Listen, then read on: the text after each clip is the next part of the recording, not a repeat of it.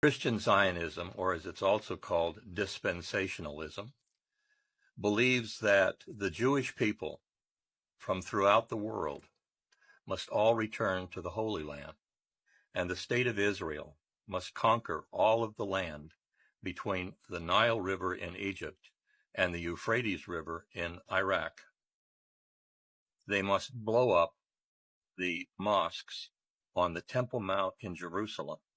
And for 3.5 years, after they have rebuilt their temple and reestablished the Levitical practices of animal sacrifice, for 3.5 years they will worship the Antichrist.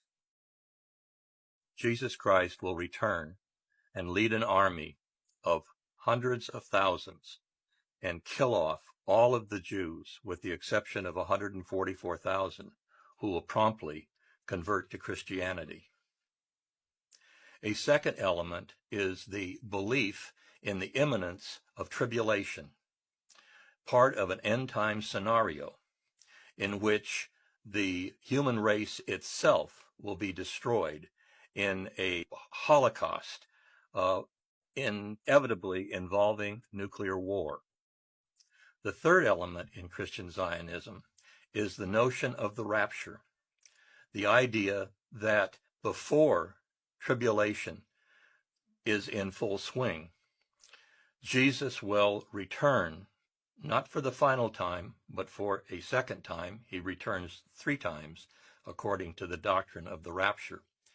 And he will lift from the earth all of the born-again true Christians, the living and the dead who are born again will be whisked up to heaven, where they can watch the destruction of the earth from bleachers in the sky. Now, wouldn't one expect that the Zionist movement in the United States would be opposed to Christian Zionism, both because of the fate that it dictates for the Jewish people, but also because of its ideology, which traditionally, going back to Darby, has believed and put forward unequivocally that God created Christians and Jews to take different paths through their history. The Jews were to take an earthly path, and the Christians were to take a heavenly path.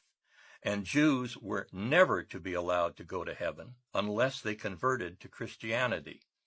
Obviously, the Zionist establishment in the United States is perfectly aware of the anti-Semitic content of Christian Zionist ideology.